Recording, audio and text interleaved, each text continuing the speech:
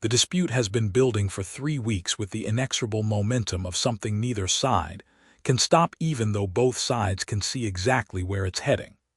A Thessari merchant vessel, the Carathan's Honor, registered to one of the more politically connected noble houses, fired on what Thessari authorities claim was a human smuggling operation operating in contested territory near the border worlds. The human transport in question, the Morning Venture, registered out of the Earth colony on Cathara IV, was destroyed with all hands. 14 human civilians dead, evidence on both sides, conflicting accounts, and 3 weeks of escalating diplomatic exchanges that have transformed what might have been a tragic misunderstanding into something that threatens the stability of the 5-year-old Earth-Thessari alliance.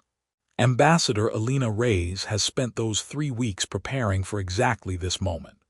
The formal hearing in the Thessari Imperial Court, the final stage before the dispute transitions from diplomatic complexity requiring resolution to official crisis that has fractured the alliance beyond easy repair. The kind of hearing that gets recorded in historical archives. The kind that future diplomats study as case examples of how alliances either survive their first major stress test or fail it. Alina stands in the preparation chamber adjacent to the Imperial Court's main hall, reviewing her arguments one final time. She's done this work thoroughly over the past 3 weeks, assembled the evidence, constructed the case, prepared responses to every counterargument the Thessari side is likely to raise. Human intelligence indicates the Morning Venture was engaged in legitimate civilian transport, carrying agricultural equipment and settlers to one of the border colonies. Thessari claims it was smuggling weapons are based on sensor data that human technical analysis suggests was misinterpreted or possibly fabricated. The evidence matters. The arguments matter. But what matters more? What Alina has learned in 18 months serving as humanity's senior diplomatic representative to the Thessari Empire is how the arguments are presented, how the evidence is framed, how the political realities on both sides are acknowledged without being allowed to overwhelm the substance of what actually happened. Lord Vethros, her Thessari counterpart in this proceeding, is undoubtedly doing the same preparation in his own chamber on the opposite side of the hall, building his case, preparing his responses, constructing the framework that will allow the Thessari court to find in favor of their merchant vessel's actions without appearing to dismiss human concerns or evidence. They're both good at this work. Alina has faced Vethros across diplomatic tables dozens of times in the past 18 months.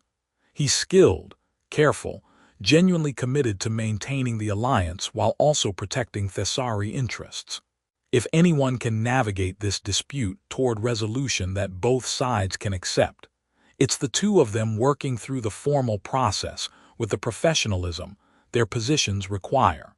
But Alina also knows, with the uncomfortable certainty that comes from 18 months of observing Thessari political dynamics, that this hearing isn't really about evidence or arguments or which side has the better case.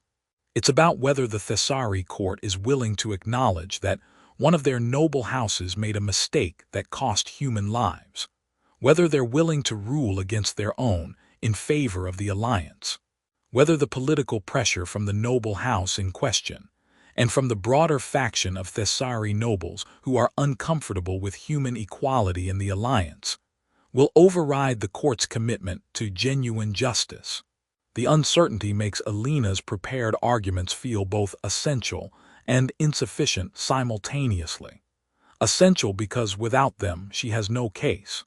Insufficient because even the best case might not be enough if the political calculation goes the wrong way.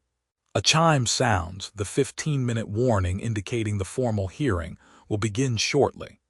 Alina takes a final look at her materials, ensures her formal diplomatic attire is precisely arranged, and moves toward the entrance to the main hall. The Imperial Court's hearing chamber is impressive in the specific way that Thessari formal spaces are always impressive, designed to communicate the weight and authority of the proceedings that occur within them. Vaulted ceilings, columns of living crystal that shift color in response to the emotional states of everyone present. Seating arranged in concentric semicircles facing the central floor, where the disputing parties will present their cases. And at the far end of the chamber, elevated on a dais that communicates both authority and the obligation to render judgment, the seat designated for the presiding judicial authority. Queen Lysara will preside personally over this hearing. That's unusual. Most formal disputes are handled by designated judicial officials rather than the ruler directly. But this case carries enough political weight that the Queen's direct involvement became inevitable once it reached this stage. Her presence communicates that the judgment rendered here will carry the full authority of the imperial throne. Alina enters the chamber and takes her position on the central floor's western side, the designated position for the party bringing formal complaint. Lord Vethros is already positioned on the eastern side, his bearing formal and composed in the way that Thessari diplomatic officials perfect over decades of service. The gallery seating fills rapidly. Thessari nobles, military commanders, administrative officials, a smaller contingent of human diplomatic and military personnel permitted to observe the proceedings. Approximately 300 people total, filling the chamber with the quiet murmur of pre-hearing conversation and the visible shifts of skin color that communicate anticipation, political calculation, and in some cases, genuine concern about the outcome. Everyone present understands what's at stake. The formal question is whether the Carathan's honor was justified in firing on the morning venture. The real question is whether the alliance can survive its first genuine test, whether Thessari willingness to cooperate with humans extends to holding their own accountable when cooperation requires it. The ceremonial attendants signal the beginning of proceedings. The gallery falls silent. All eyes turn toward the dais at the chamber's far end. Queen Lysara enters. She's accompanied, as Thessari royal protocol sometimes requires for formal proceedings, by her son. Prince Aaron is 7 years old by Thessari reckoning, young enough that his presence at a formal hearing is notable but not unprecedented. In Thessari culture, royal children are not shielded from the difficult realities of rule the way children in some human cultures might be. They attend proceedings. They observe disputes. They learn, through direct exposure to the complexities of governance, what their future responsibilities will eventually require. But they don't speak, not at 7 years old, not in matters this serious. Their role is to observe, to learn, to begin developing the judgment that ruling will eventually demand, not to participate. Prince Aaron walks beside his mother with the composed, careful bearing of a child who has been taught formal protocol and takes it seriously. His skin shows the bright, unfiltered colors that Thessari children display before they've learned to manage their emotional expressions with adult control. Curiosity gold mixed with something that might be nervousness, or might be excitement at being present for something important. Queen Lysara settles into the presiding seat. Prince Aaron takes his position standing beside the throne, the traditional place for royal children observing formal proceedings. His expression is attentive, focused, taking in the chamber, the assembled officials, the 2 diplomatic representatives standing on the central floor, ready to present arguments that will determine whether the alliance survives this moment. The Queen's skin shows the deep, authoritative gold of someone about to exercise judicial power. She looks at Alina, then at Vethros, then speaks the formal words that begin the hearing.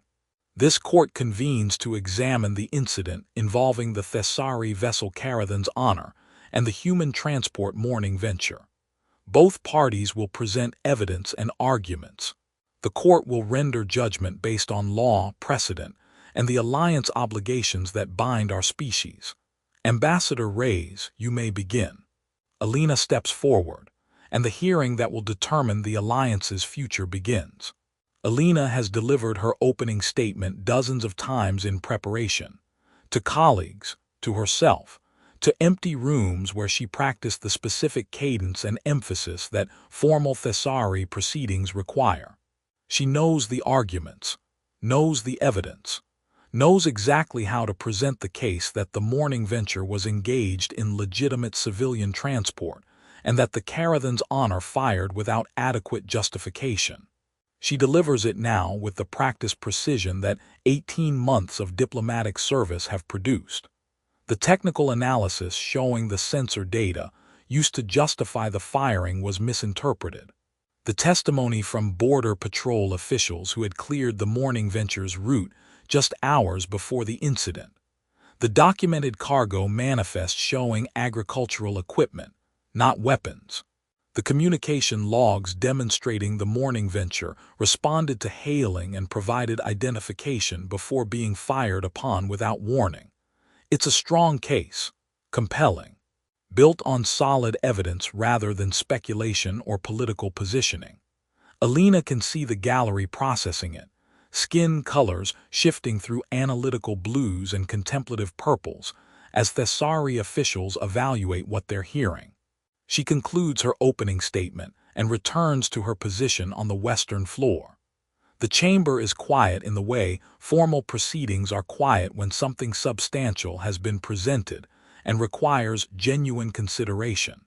Queen Lysara nods once, acknowledgement that the presentation has been received and will be weighed. Then she turns to Vethros. Lord Vethros, you may present the defense of the Carathan's honor's actions. Vethros steps forward with the same composed formality Alina demonstrated. His case is equally well prepared, focusing on the contested nature of the territory where the incident occurred, the standing security concerns about smuggling in that region, the sensor readings that the Carathan's honor's crew interpreted as indicating weapons signatures, and the split-second decision-making that border security requires. It's not dishonest. Vethros isn't fabricating evidence or deliberately misrepresenting the facts. He's constructing the most favorable interpretation of ambiguous data, presenting the incident as a tragic mistake made under difficult circumstances rather than as unjustified aggression against a civilian vessel. Alina listens carefully, tracking which points will require direct rebuttal and which can be addressed through cross-examination. Vethros is skilled enough that his presentation creates genuine ambiguity where Alina's opening statement had established clarity. That's what competent advocacy does, takes the same set of facts and constructs a different narrative around them. Vethros concludes his opening statement, returns to his position. The chamber processes what it has heard, two compelling but contradictory accounts of the same incident, each built on evidence that supports its interpretation.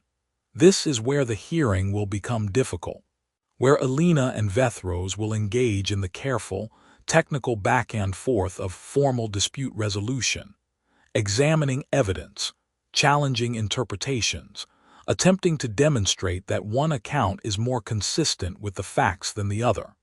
Alina is prepared for this, has practiced her cross-examination questions, has anticipated Vethros's likely challenges to her evidence, has constructed her rebuttals with the kind of precision that formal proceedings demand. She's about to deliver her first challenge to Vethros's interpretation of the sensor data when movement catches her peripheral vision. Prince Aaron is stepping forward, not from his position beside the throne to somewhere else equally peripheral. From beside the throne toward the central floor, toward the space where Alina and Vethros stand, toward the center of the proceeding itself. The movement is deliberate, unhurried, performed with the careful, controlled walk of a child who has been taught formal comportment and is applying it to navigate a space that commands respect. Alina stops mid-sentence, not because she's interrupted, because the entire chamber has suddenly gone completely, profoundly silent. Not the formal silence of proceedings pausing for judicial consideration. The absolute silence of a room where something unexpected is happening, and every person present is trying to understand what it means before reacting to it. Lord Vethros has stopped as well, his expression showing the first genuine surprise Alina has seen him display in 18 months of diplomatic engagement. The gallery is frozen, skin colors shifting rapidly through shock white and confused purple and something else, something that looks like recognition mixed with something close to reverence. Queen Lysara has not moved from her position on the dais, has not called her son back, has not intervened to prevent whatever is about to happen. Her skin shows colors that Alina can't fully interpret, complex layers that suggest multiple competing responses happening simultaneously, none of them fully resolving into action. Prince Aaron reaches the center of the floor, stops between Alina and Vethros with the same careful, deliberate precision his walk demonstrated, turns to face the assembled court, and speaks. His voice is clear, unafraid, carrying the specific quality that children's voices have before they've learned to modulate them for adult political purposes. Direct, honest, completely without performance or calculation. Everyone is arguing about what the ships did, Prince Aaron says, looking at the assembled officials with an expression of genuine confusion. But no one is talking about the people who died. The silence deepens. 14 humans died, Aaron continues, and there's something in his voice that suggests this is what has been bothering him since the hearing began, this specific absence in everything the adults have said so far. They had names. They had families.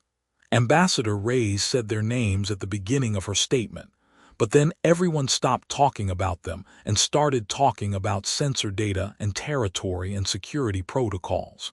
He pauses, not for dramatic effect, simply because he's organizing his thoughts the way children do, speaking each idea as it occurs to him rather than constructing carefully planned statements. My mother taught me that when someone dies, we're supposed to honor them by remembering why their death matters, Aaron says. Not just whether it was justified or not, whether it matters that they're gone, whether we're sad about it. He looks at Vethros specifically. Are you sad about it, Lord Vethros, that 14 humans died, or are you only worried about whether the ship that killed them will be punished? The question lands in the silent chamber with devastating simplicity. Vethros's skin cycles through colors that suggest he's genuinely uncertain how to respond. This isn't a question his prepared arguments anticipated.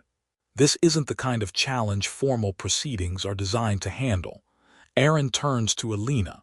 And Ambassador Reyes, are you sad about it? Or are you only angry that it happened and want someone to be blamed for it? Alina feels something in her chest tighten, because the child is right. Absolutely, uncomfortably right. She spent 3 weeks building a case about justice and evidence and proper procedure. She's barely spent 3 minutes thinking about the 14 people whose deaths are the reason the case exists. Their names. The silence that follows Prince Aaron's question is unlike any silence Alina has experienced in 18 months of formal Thessari proceedings. It's not uncomfortable exactly, not hostile, but it carries a weight that makes every carefully prepared argument Alina has spent 3 weeks constructing feel suddenly, profoundly insufficient. The child has asked a question that no formal proceeding is designed to answer. A question that exists somewhere beneath the procedural machinery of justice and evidence and legal precedent. A question about whether anyone in this chamber, filled with skilled advocates and experienced officials and political representatives from 2 species, has stopped long enough to actually care about the 14 humans who died 3 weeks ago. Not as evidence, not as political leverage, not as the foundation for arguments about jurisdiction and protocol, as people whose absence from the universe matters regardless of whether that absence was legally justified. Alina looks at Prince Aaron standing in the center of the chamber with his unfiltered, honest expression and realizes with uncomfortable clarity that she hasn't stopped, hasn't grieved, hasn't treated those 14 deaths as anything except the foundation for the case she needs to win to preserve the alliance. Their names, which she recited at the beginning of her statement because formal protocol required acknowledging the casualties, have already faded from her immediate memory. She could look them up in her materials, could recite them again if asked, but she hasn't been carrying them with her, hasn't been thinking about who those people were beyond their function as evidence of unjustified violence. And judging by the silence in the chamber, by the skin colors cycling through complicated patterns throughout the gallery, by the expression on Lord Vethrose's face as he stares at the 7-year-old who just asked a question that no adult in the room was prepared to address. Alina is not alone in this failure. In Thessari culture, she has learned over 18 months of careful observation. There is a concept called Ketsarin, roughly translated as the wisdom that innocence carries. It refers to the moral clarity that exists before political necessity obscures it, before the complexity of governance and the demands of maintaining power, and the intricate calculations of how to navigate competing interests transform straightforward moral questions into technical disputes about procedure and evidence. Children carry Ketsarin naturally, not because they're wiser than adults in any technical sense, because they haven't yet learned to see past the simple truth that some things matter more than the arguments we construct around them. When a Thessari ruler's child speaks first in a formal dispute, unbidden, unscripted, unprompted by any adult intervention, it signals something the court cannot ignore according to tradition that predates the current dynasty by millennia. The child has seen what the adults are missing, has understood the matter at its most honest level before political calculation and procedural complexity obscured it. And when that happens, Thessari tradition holds, the adults are obligated to stop, to listen, to consider whether the dispute they've been conducting has wandered so far from what actually matters that a child can see the absence more clearly than any expert can see the complexity. Alina watches as the recognition of what's happening ripples through the gallery. Advisors who had been preparing to support their preferred outcome are lowering their eyes. Arguments that were carefully constructed over weeks of preparation are visibly, physically wilting as the people who prepared them realize those arguments don't address what Prince Aaron has just identified as the actual question. Not was the Carathan's honor justified in firing, but do we care that 14 humans died, or do we only care about whether their deaths serve our political purposes? Lord Vethrose is the first to respond, not to the prince directly, but to what the prince's question has revealed about the proceeding itself. He turns to Queen Lysara with an expression that Alina has never seen him wear in any of their dozens of previous encounters. Genuine uncertainty, not about the facts, not about the arguments, about whether the careful case he spent 3 weeks building serves any purpose beyond protecting the political interests of the noble house that employed the Carathan's honor. Your Majesty, Vethrose says, and his voice carries none of the practiced advocacy he demonstrated during his opening statement. The prince has identified something that my presentation failed to address.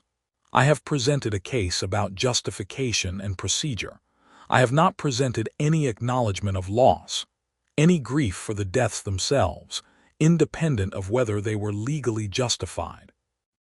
He pauses, his skin shifting through colors that Alina recognizes as genuine processing rather than strategic display.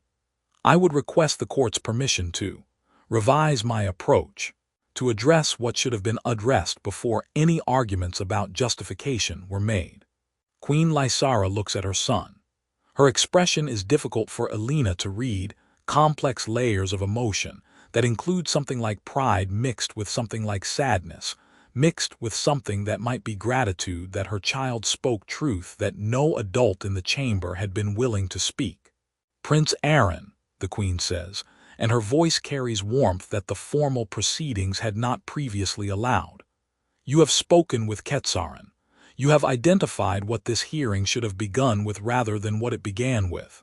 The court acknowledges your observation and will adjust accordingly. She turns to address the full chamber.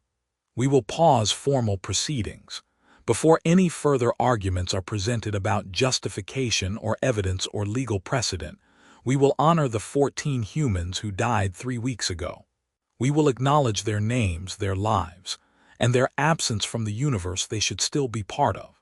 And we will establish, clearly and without ambiguity, that everyone present in this chamber cares about that loss regardless of what judgment we ultimately render about the circumstances that produced it. The Queen's skin settles into the deep, serious gold of someone exercising judicial authority, but the quality has changed from what it was when the hearing began. Less performative, more genuine. Ambassador Reyes, Queen Lysara continues, I would ask you to share with this court something about the 14 people who died, not as evidence in your case, as people whose lives mattered and whose deaths should be grieved by everyone present, regardless of species or political affiliation. Take whatever time you need, we will listen. Elena feels something unexpected in her chest, not relief exactly, but something close to it. The space to actually grieve rather than just argue. The permission to treat 14 deaths as losses rather than as political abstractions. She takes a breath, looks at Prince Aaron still standing in the center of the chamber with his honest, waiting expression, and begins to speak, not from her prepared materials, not from the carefully constructed case she spent 3 weeks building. From the memorial files she was provided by the families of the dead, files she read once, briefly, at the beginning of her preparation, before setting them aside to focus on the evidence and arguments that formal proceedings require. She speaks their names, not recited like evidence, but spoken like the names of people who mattered. She shares what she knows about their lives, the farmer traveling to establish a new agricultural settlement on Cathara IV, the teacher relocating to educate the colony's children, the engineer who had designed the water purification system the settlement desperately needed, the families traveling together, the individual lives, the specific losses, the particular absences that the universe is carrying now that those 14 people are gone. The chamber listens, really listens. Skin colors throughout the gallery shift from political calculation to something simpler, grief, shared across species lines, for people who died and deserved better than to become abstractions in a dispute about territory and procedure. When Elena finishes, the chamber is quiet again, but the quality of the silence has changed fundamentally from what it was when Prince Aaron stepped forward. It's no longer the silence of competing arguments. It's the silence of shared acknowledgement, shared loss, shared recognition that something precious was taken from the universe, and no amount of legal justification makes that absence acceptable. Queen Lysara nods once. Thank you, Ambassador Reyes. The court has heard their names and their lives. We carry them now as we proceed with the work of determining what justice requires. But we carry them as people we grieve, not simply as evidence we evaluate. She looks at Prince Aaron. You may return to your position, my son. You have served truth well today. Aaron bows, the careful, practiced bow of formal protocol, and walks back to his position beside the throne. His expression shows the quiet satisfaction of a child who spoke honestly and was heard. The hearing will continue. Arguments will still be made. Evidence will still be evaluated.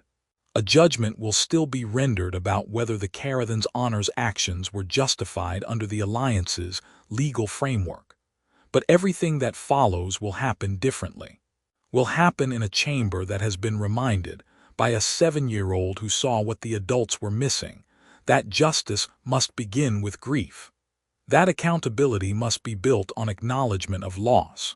That no procedural complexity excuses the failure to care about the people whose deaths make the procedure necessary. Before anyone spoke their carefully prepared arguments, the alien queen's child stepped forward. The hall went silent, and truth arrived, not armored in legal precedent or political calculation, but carried by innocence that saw clearly what complexity had obscured. The hearing continues for another 4 hours after Prince Aaron's intervention, but the character of it has fundamentally changed in ways that no procedural adjustment could have produced. Alina and Vethros present their arguments. Evidence is examined. Competing interpretations are evaluated. The formal machinery of dispute resolution proceeds with the thoroughness that serious cases require. But beneath the technical surface, something different is happening. Every argument is now framed not around abstract questions of jurisdiction and protocol, but around the concrete reality that 14 people died, and the proceeding's purpose is to determine what justice requires in response to that loss. Vethros doesn't defend the Carathan's honor's actions as legally justified regardless of outcome. He presents them as actions taken under difficult circumstances that tragically resulted in deaths that should not have happened, focusing his advocacy on context and mitigation rather than justification. Alina doesn't argue simply that the firing was unjustified and therefore requires punishment. She argues that the 14 deaths demand accountability, that justice for their loss requires acknowledgement that mistakes were made and systems must change to prevent similar tragedies. The shift is subtle enough that the formal structure of the hearing remains intact, but the substance has changed completely. From a dispute about whether either side violated alliance protocols to a shared examination of how a tragedy happened and what response honors both the dead and the alliance that must survive their loss. The judgment Queen Lysara renders at the hearing's conclusion reflects this shift. The Carathan's honor's actions are found to be unjustified. The evidence demonstrates the firing occurred without adequate verification, that the morning venture posed a genuine threat. The crew will face disciplinary proceedings under Thessari military law.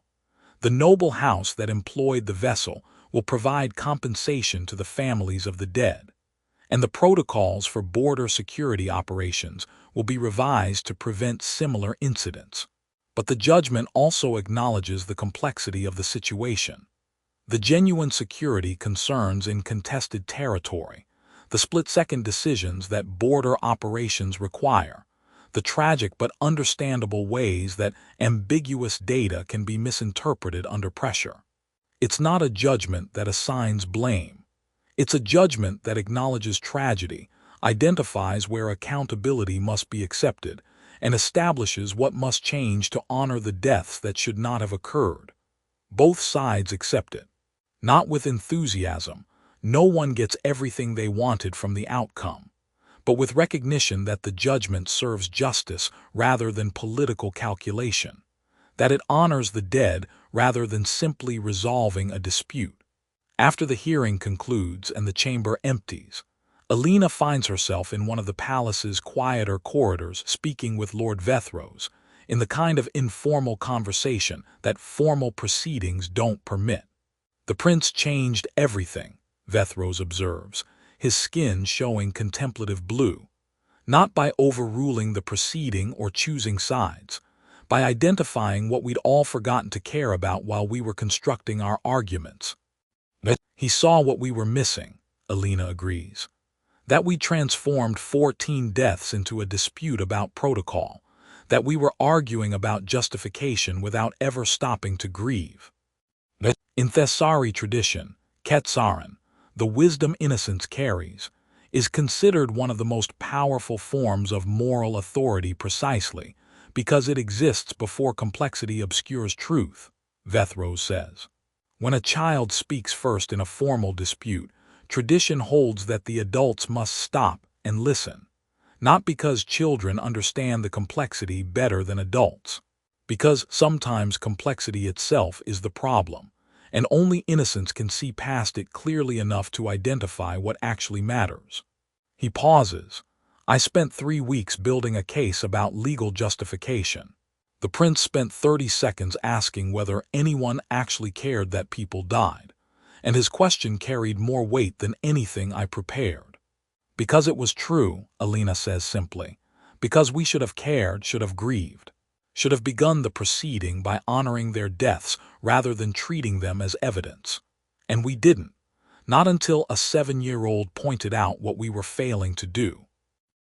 Later that evening, after the formal proceedings have concluded and the political analysis has begun, both species' diplomatic channels filling with assessments of the judgment and its implications for the alliance, Alina finds herself in the palace gardens where Queen Lysara has requested an informal meeting. The queen walks beside her through paths lit by bioluminescent plants that shift colors with the evening air currents. Prince Aaron walks on his mother's other side, holding her hand with the comfortable familiarity of a child who feels safe and valued. "I owe you an apology, Ambassador Reyes," Queen Lysara says after several minutes of quiet walking. "I allowed the proceeding to begin without establishing its proper foundation, without ensuring that everyone present understood we were there to serve justice for people who died, not simply to resolve a political dispute. My son had to correct that failure." "He corrected all of us," Alina replies. "I was as focused on winning the argument as anyone. More focused, probably. I'd spent 3 weeks thinking about evidence and procedure, and barely 3 minutes thinking about the people whose deaths made the proceeding necessary." "Ketsaran serves this purpose," Lysara observes. "Children see clearly what adults have learned to look past in service of complexity." When Aaron stepped forward, without prompting, without permission, simply because he couldn't reconcile what we were doing with what his understanding of justice required, he was exercising a form of moral authority that Thessari tradition recognizes as more fundamental than judicial authority or political power. She looks at her son walking beside her. He didn't know he was doing that, of course. He simply knew people had died and no one seemed to care, and that felt wrong to him in a way he couldn't ignore. "It should have felt wrong to all of us," Alina says. "That it took a 7-year-old to make us stop and acknowledge it, that's uncomfortable to admit." "Truth often is," Lysara replies. "Particularly truth that arrives without armor, without the complexity and calculation that adults use to make truth more manageable." Aaron spoke simply, because he doesn't yet know how to speak any other way. And that simplicity carried more weight than any sophisticated argument could have. They walk in silence for another few minutes before Alina speaks again. "The judgment you rendered, it was just, fair to both sides. But more importantly, it honored the dead. It treated their deaths as losses that demanded accountability rather than as abstractions that could be managed through procedure. That judgment became possible only after Aaron reframed what the proceeding was actually about," Lysara says. "Before he spoke, we were arguing about justification. After he spoke, we were seeking justice. Those are fundamentally different purposes, even when they use the same evidence and similar arguments." She pauses.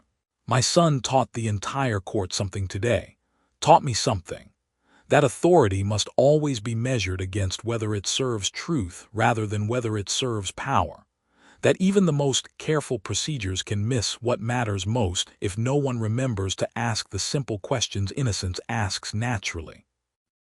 Prince Aaron, who has been walking quietly and listening to the adult conversation without interrupting, looks up at his mother. "Did I do it right?" he asks. "When I stepped forward, was I supposed to wait?" "You did exactly what truth required," Lysara tells him. "And no, you were not supposed to wait. Ketsaran works precisely because it doesn't wait for permission or appropriate moments.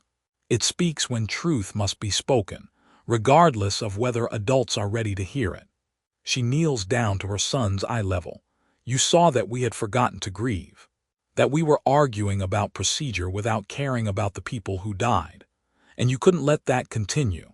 That's exactly what innocence is supposed to do: see clearly, speak honestly, and trust that truth matters more than the complexity adults build around it." Aaron nods, seems satisfied with this explanation, returns his attention to the garden path ahead of them. Alina watches the child who halted a proceeding, silenced a hall, and changed everything, not through power or authority or sophisticated argument, but through the simple, devastating clarity of asking whether anyone actually cared about the people whose deaths everyone was discussing. Before anyone spoke their prepared arguments, the alien queen's child stepped forward. The hall went silent, not from command, not from protocol, from the recognition that truth had arrived without armor, carried by innocence that saw what complexity had obscured. And in that silence, everything changed. Not loudly, not dramatically, but completely. Because sometimes the most powerful halls must yield when truth walks forward in the form of a 7-year-old who knows only one